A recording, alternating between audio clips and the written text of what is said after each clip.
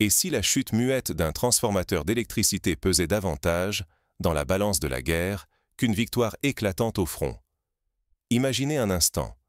Une simple pièce métallique, arrachée à la nuit, peut renverser le destin d'une nation tout entière. Cette idée, en apparence anodine, trouve pourtant des racines profondes dans l'histoire des conflits modernes. Prenons un exemple concret tiré de la Seconde Guerre mondiale. À l'époque, les Alliés consacraient d'immenses efforts à bombarder les raffineries de pétrole allemandes, jugées plus cruciales que n'importe quel champ de bataille. Un simple raid sur une usine de carburant pouvait immobiliser des divisions entières de blindés. C'est là que la guerre, silencieusement, glissait du fracas des armes à la vulnérabilité de l'arrière. Aujourd'hui, le 15 octobre, la tension grimpe brusquement sur tout le territoire ukrainien. À l'aube, une série d'explosions orchestrées fait vaciller la logistique du pays. Coupures de courant, réseaux paralysés, un sentiment de chaos s'installe, bien loin des images héroïques et bruyantes auxquelles la guerre nous a habitués. Ce n'est pas une première. Déjà, en 2014, lors de la crise en Crimée, la Russie avait expérimenté des attaques cybernétiques contre les réseaux électriques ukrainiens, provoquant des pannes massives. Mais cette fois, l'ampleur est inédite. La Russie ne cherche plus seulement à gagner du terrain mètre par mètre. Sa stratégie bascule. Désormais, les frappes sont précises, calculées, et visent les carrefours décisifs de l'Ukraine. Énergie, transport, approvisionnement. Ce ne sont plus les tranchées qui cèdent, mais les artères vitales du pays qui s'effondrent en silence. Cette évolution rappelle la doctrine de la guerre totale, théorisée par Ludendorff après la Première Guerre mondiale. Faire plier non seulement l'armée adverse, mais aussi la société civile en la privant de ses soutiens essentiels. Kharkiv, la seconde plus grande ville ukrainienne, s'enfonce partiellement dans l'obscurité après une nuit de bombardements ciblés. Dans certains quartiers, tout s'arrête. Les lumières s'éteignent, les trains restent immobiles, l'angoisse s'infiltre partout. C'est un pan entier de la résistance ukrainienne qui chancelle, loin des caméras, au rythme des déflagrations frappant le cœur invisible de la nation. Pensons à la coupure du métro de Londres durant la Seconde Guerre mondiale. En une nuit, la vie d'une métropole peut basculer de la routine à la survie. Ces attaques révèlent les premiers signes d'un système logistique ukrainien au bord de la rupture. Quand l'électricité s'évanouit et que les routes sont coupées, ravitailler le front devient un casse-tête inédit, préserver l'unité nationale un effort permanent. L'armée, mais aussi chaque citoyen, comprennent que la guerre se joue désormais dans l'ombre. Tout dépend de la survie de ce que l'on ne voit pas. Imaginez un hôpital, incapable de fonctionner faute de courant, ou un convoi de vivres, immobilisé sur une route bombardée. Ignorer cette évolution, ce serait minimiser à quelle vitesse une armée, voire un pays tout entier, peut s'effondrer. Non pas foudroyé par l'ennemi, mais vidé de sa force par la panne, le manque, l'attente d'un train qui ne viendra plus. C'est le syndrome de l'URSS en Afghanistan. Un front qui tient, mais un arrière qui s'effrite, jusqu'à l'effondrement soudain. Pour saisir comment cette bascule silencieuse s'est imposée, il faut revenir en arrière. Comment la guerre des infrastructures est-elle devenue le champ de bataille décisif? Revenons à la campagne de bombardement alliée sur la France occupée en 1944. Avant le débarquement, l'objectif n'était pas de raser des villes, mais de sectionner les ponts, de détruire les gares de triage, de bloquer les transports. Un mois de sabotage méthodique a suffi à ralentir la Wehrmacht, préparant le terrain aux troupes alliées. Avant de comprendre cette mue stratégique, il faut regarder comment l'Ukraine a bâti sa résilience, et pourquoi, aujourd'hui, chaque coup porté à l'infrastructure menace tout l'édifice. Le vrai front se dessine désormais dans les coulisses du pays. Depuis 2014, l'Ukraine a tenté de décentraliser ses réseaux, d'installer plus de générateurs, de former des brigades de réparation. Mais face à la multiplication des attaques, le système montre ses limites. La guerre moderne n'est plus une affaire de chars rugissants ou de villages pris d'assaut. Désormais, l'essentiel se joue dans l'ombre, au cœur des réseaux invisibles. Énergie, logistique, transport. C'est là, loin du tumulte des combats, que se décide la capacité d'un pays à tenir ou à sombrer, même si la ligne de front ne bouge pas d'un mètre. On se souvient de la guerre du Golfe. La coalition a d'abord pulvérisé les infrastructures irakiennes, isolant Bagdad avant d'entrer dans la ville. Les dernières 24 heures en ont offert la démonstration brutale. À Kharkiv, des frappes chirurgicales ont paralysé des nœuds énergétiques et ferroviaires vitaux. À Volchansk, les combats urbains s'intensifient, mais partout ailleurs, l'avancée russe reste lente, méthodique, implacable. Chaque jour, ce sont à peine quelques centaines de mètres gagnés, mais chaque pas érode la résistance ukrainienne. C'est la stratégie du grignotage chère à von Clausewitz, user l'adversaire jusqu'à l'épuisement. La stratégie russe a changé. L'objectif n'est plus seulement d'avancer sur le terrain. De nouveaux axes d'attaque s'ouvrent, du nord-est près de Kharkiv jusqu'au Donbass, et même en profondeur, dans des régions comme Chostka. L'intention, rendre la vie impossible partout, afin que nul endroit ne soit à l'abri. Cette tactique rappelle la campagne de bombardement de l'OTAN en Serbie en 1999, où les frappes visaient à paralyser tout le pays, pas seulement l'armée sur le terrain. À cette offensive s'ajoute un autre ennemi, la météo. La boue automnale transforme les routes en pièges, ralentit blindés et convois, bloque des véhicules entiers. Chaque tonne de ravitaillement devient un exploit, chaque perte matérielle un coût stratégique dur à encaisser. Pour les deux camps, le front invisible devient un champ de bataille aussi meurtrier que les tranchées. Souvenons-nous de la campagne de Russie de Napoléon, où la météo fut plus fatale que les baïonnettes. Face à ces difficultés, la Russie évite désormais les affrontements frontaux coûteux. Les manœuvres d'encerclement et d'isolement se multiplient. Il s'agit de couper, d'asphyxier, de désorganiser, sans risquer de lourdes pertes. L'enjeu n'est plus la prise directe d'une ville, mais l'étranglement progressif de toute capacité de résistance. Cette méthode a été employée lors du siège de Sarajevo, où la ville fut privée d'eau, d'électricité, de denrées, plus que conquise par les armes. Dans le même temps, les attaques contre les infrastructures se multiplient. Gares, dépôts, réseaux électriques, chaque sabotage déclenche des effets en cascade. Retard dans la livraison des munitions, coupures dans les hôpitaux, chute du moral des civils et des soldats. C'est un chaos organisé, où chaque coup vise à désarticuler la machine de guerre adverse bien plus sûrement qu'une vague d'assaut classique. Pensez à la campagne alliée contre le réseau ferroviaire français avant le débarquement. Des dizaines de trains immobilisés, des divisions entières coupées de leur logistique. Ne pas voir ce déplacement du conflit, c'est passer à côté de l'essentiel. Aujourd'hui, briser la résistance d'un pays ne passe plus forcément par la bataille de rue en rue. Couper l'énergie, perturber la logistique, semer la confusion à l'arrière, voilà comment une armée peut être neutralisée sans que la carte du front n'ait changé. C'est la victoire par l'étouffement, et non par l'écrasement. Derrière cette nouvelle brutalité se cachent des choix politiques et tactiques lourds de conséquences. À mesure que les infrastructures s'effondrent, la résistance ukrainienne doit réinventer sa survie. Cela exige une adaptation rapide. Détourner des drones agricoles pour le transport de matériel, inciter la population à l'entraide, multiplier les stocks décentralisés. Mais ces mesures d'urgence suffisent-elles? L'histoire montre que la résilience logistique s'épuise vite si la pression se maintient. Coupure d'électricité, voies ferrées pulvérisées, carburant introuvable. La panne est devenue l'arme principale. Depuis plusieurs semaines, la Russie ne se contente plus d'attaques isolées. Chaque frappe vise un effet domino, ciblant méthodiquement la logistique ukrainienne pour déclencher des crises en chaîne dans tout le pays. On retrouve ici la logique des guerres de réseau, étudiée par les stratèges américains au début du XXIe siècle. Il suffit de briser quelques points névralgiques pour désorganiser l'ensemble. Les faits sont implacables. De nombreuses sous-stations de traction, vitales pour l'alimentation des trains, ont été neutralisées. Des dépôts de carburant explosent, empêchant le ravitaillement des véhicules militaires. Certains carrefours ferroviaires stratégiques, désormais hors d'usage, coupent des régions entières du reste du territoire. À titre d'exemple, la destruction du pont d'Antonivka en 2022 a isolé la région de Kherson pendant plusieurs semaines. Le chaos s'insinue dans le quotidien. Trains annulés par douzaines, files interminables devant les stations-service, livraisons qui s'enlisent.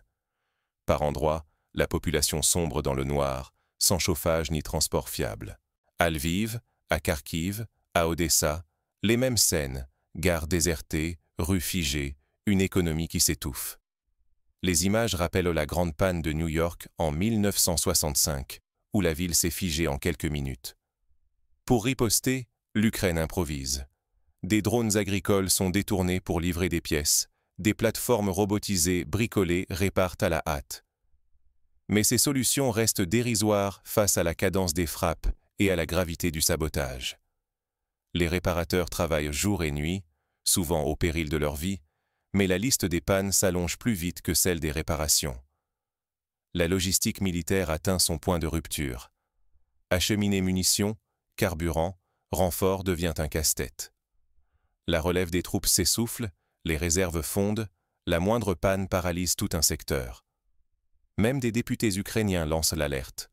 La situation menace la capacité de résistance du pays. Les médias occidentaux commencent à relayer ces craintes, interrogeant la pérennité du soutien logistique.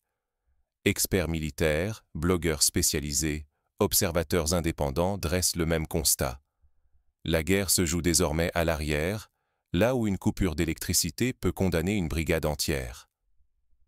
Cette vulnérabilité structurelle rappelle celle de l'armée allemande en 1945, où le manque de carburant a précipité la débâcle plus sûrement que les assauts alliés.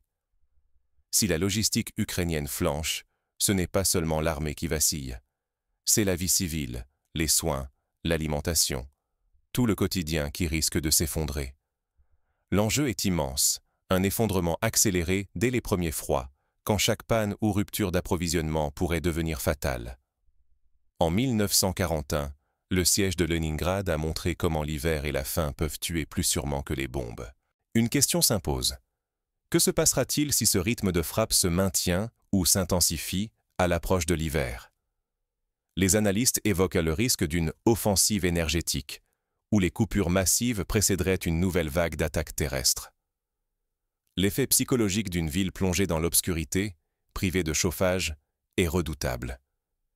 Mais derrière ces attaques systématiques, une autre bataille se joue, celle de la volonté et de l'adaptation. L'Ukraine peut-elle inventer de nouvelles ripostes avant que la logistique ne cède complètement?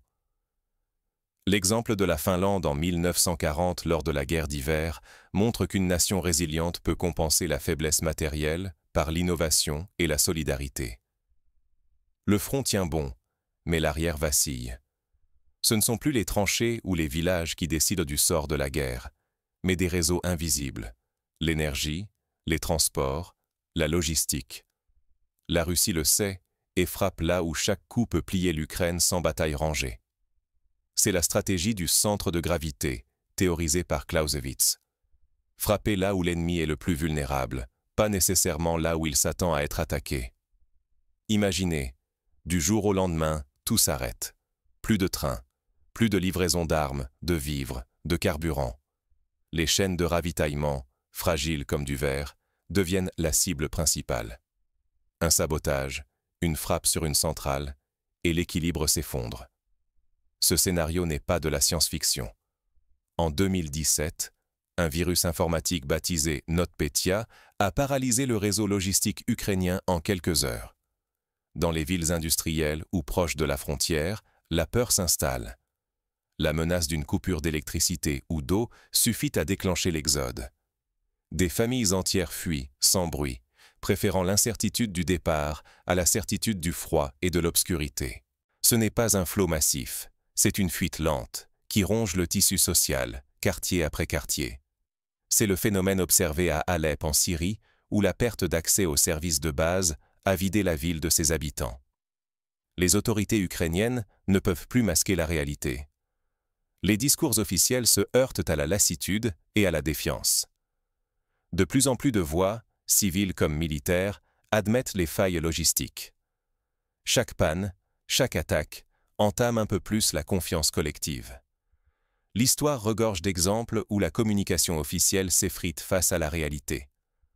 Pensons à l'URSS lors de la catastrophe de Tchernobyl. La guerre psychologique fait rage. À chaque blackout, le moral s'effrite. Soldats et civils partagent la même fatigue, la même peur de l'inconnu. les coupures récurrentes font naître le doute. Combien de temps encore l'Ukraine pourra-t-elle tenir? Les réseaux sociaux amplifient la crainte. Une photo d'une gare vide, une vidéo d'une ville plongée dans le noir, et la rumeur enfle. La pression politique monte. L'incertitude autour de l'aide occidentale, surtout à l'approche de la rencontre décisive entre Volodymyr Zelensky et Donald Trump à Washington, pèse sur chaque décision. L'Ukraine redoute l'isolement, écartelée entre l'intensification du sabotage russe et l'ambiguïté de ses alliés. Ce contexte rappelle la situation de la Grande-Bretagne en 1940, suspendue à la promesse du soutien américain. La guerre n'est plus seulement une confrontation militaire. Elle devient un jeu d'équilibristes, où chaque dimension compte. Énergie, logistique, politique interne, soutien international, perception publique. Chacun de ces fils peut rompre le fragile équilibre, bien plus sûrement que la perte d'un village. L'exemple du Vietnam montre comment l'opinion publique internationale peut peser plus lourd que le terrain. Ce qui se joue, c'est plus que la défense d'une ligne de front. C'est la capacité d'un pays à se relever chaque matin, à garder ses villes vivantes, à préserver le moral de sa population, à convaincre ses alliés de continuer le soutien. L'infrastructure est désormais le premier champ de bataille, invisible mais décisif. La guerre d'Algérie a montré que la résistance se nourrit autant de la cohésion sociale que de la puissance militaire. Mais le pire reste à venir. La prochaine offensive ne se lira peut-être pas sur une carte, mais dans l'obscurité et le silence des réseaux coupés. Les stratèges parlent de guerre hybride, un mélange d'attaques militaires, de sabotage, de guerre psychologique et de pressions économiques. Ce n'est pas la prise d'une ville qui renverse la donne, mais la paralysie de ce qui la fait respirer. Dans la guerre contemporaine, la victoire ne se compte plus en kilomètres gagnés, mais en flux interrompus. La Russie l'a compris. Depuis des semaines, elle ne cible plus seulement la ligne de front, mais frappe la colonne vertébrale énergétique et logistique de l'Ukraine. C'est une stratégie de l'asphyxie, déjà vue lors du blocus de Berlin en 1948. Des frappes chirurgicales s'abattent sur les nœuds électriques, les gares, les dépôts de carburant, tout ce qui alimente la résistance. L'objectif est clair, provoquer l'effondrement du système bien avant que les blindés n'entrent dans une ville. Quand les lumières s'éteignent, quand les trains s'arrêtent, c'est tout un pays qui chancelle. Cette stratégie vise une domination systémique, où l'arrière devient plus vulnérable que la première ligne. Dans cette nouvelle guerre, l'énergie et les transports sont devenus les véritables multiplicateurs de puissance. Une armée privée de ravitaillement, de carburant ou de communication s'effondre, quel que soit son courage ou ses effectifs. Les attaques contre les infrastructures visent à rendre l'effort de guerre ukrainien intenable. Sans logistique, aucune contre-offensive n'est possible, aucun front ne tient. Là se joue la bascule du conflit. Sur le terrain, on voit émerger des innovations tactiques. D'un côté, des opérations improvisées, des prisonniers capturés sans échange de tirs, des avancées obtenues par la manœuvre, pas par la force brute. De l'autre, un usage inventif de moyens rudimentaires pour désorganiser une défense sophistiquée. Parfois, le matériel le plus simple l'emporte sur la technologie, si la logistique ennemie s'effondre. C'est l'exemple des guérillas, capables de neutraliser une colonne mécanisée par le sabotage d'un simple pont. Mais il ne faut pas sous-estimer la guerre de l'information. Selon les intérêts, les dommages logistiques sont soit amplifiés, soit minimisés, pour jouer sur le moral et la perception internationale. Certaines coupures majeures sont passées sous silence, d'autres exagérées pour semer la panique ou justifier des décisions politiques. L'arrière, crucial, reste souvent invisible aux yeux du public. Cette opacité est une arme. Souvenons-nous du blackout médiatique sur la bataille de Mossoul. Pour vous, qui observez ce conflit, l'essentiel est de ne pas vous fier aux seules cartes de territoire. Elles ne disent de rien des flux logistiques, des stocks de carburant, des réseaux électriques qui tiennent, ou non. Pour anticiper les retournements, il faut guetter les signaux faibles, pénuries en cascade, ralentissement des convois, coupures d'électricité récurrentes. Ce sont ces indices discrets qui annoncent parfois les bouleversements les plus brutaux. Les leçons pour l'avenir sont limpides. La résilience des infrastructures, la flexibilité tactique et le moral des civils deviennent déterminants. Un pays qui sait s'adapter, protéger ses réseaux et soutenir sa population peut résister bien plus longtemps que ne le suggère la position de ses troupes. À l'inverse, négliger la fragilité de l'arrière, c'est courir le risque d'effondrement soudain, même quand tout semble tenir. L'histoire récente de la Syrie l'atteste.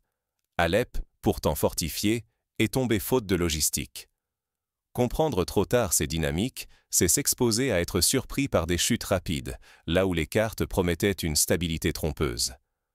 L'illusion de la sécurité est un piège mortel, comme l'a montré la chute de Kaboul en 2021.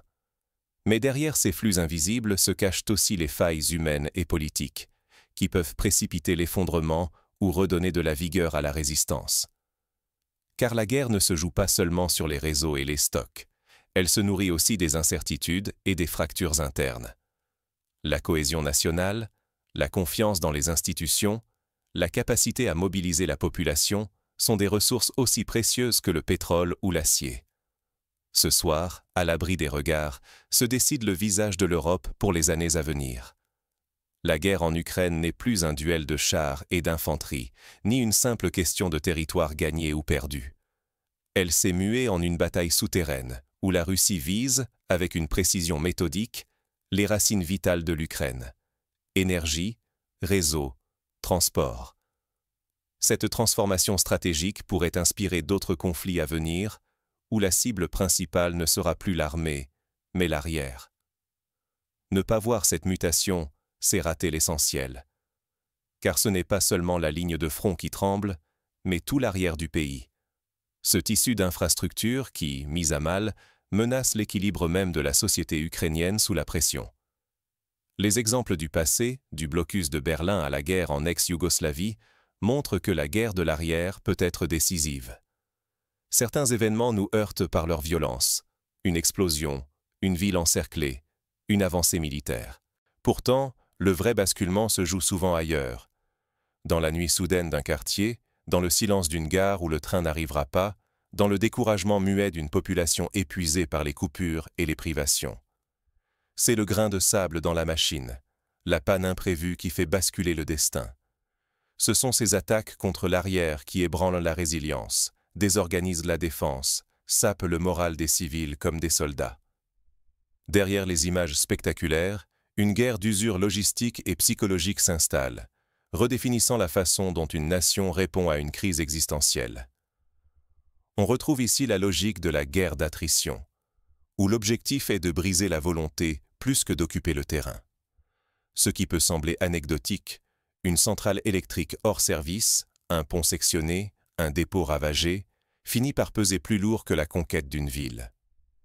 L'avenir du conflit se joue dans ces détails invisibles, dans la capacité de l'Ukraine à réparer, contourner, inventer sous la pression constante. C'est la leçon de la bataille de Stalingrad. Chaque raté logistique a coûté des milliers de vies. Pourtant, il faut garder la tête froide. Refuser le piège des chiffres chocs ou des images saisissantes. Ce n'est pas l'ampleur d'un cratère qui décide du destin d'un pays, mais la solidité de ses réseaux, la cohérence de son organisation, la capacité d'une société à tenir face à l'épreuve. Pour cela, chaque citoyen peut agir, en se préparant, en s'informant, en soutenant la solidarité locale. C'est là que la lucidité devient cruciale. Comprendre ce qui se joue dans l'ombre, ne pas se laisser aveugler par l'émotion ou l'emballement médiatique, c'est l'unique moyen d'anticiper les répercussions réelles, pour l'Ukraine, pour l'Europe, pour chacun de nous.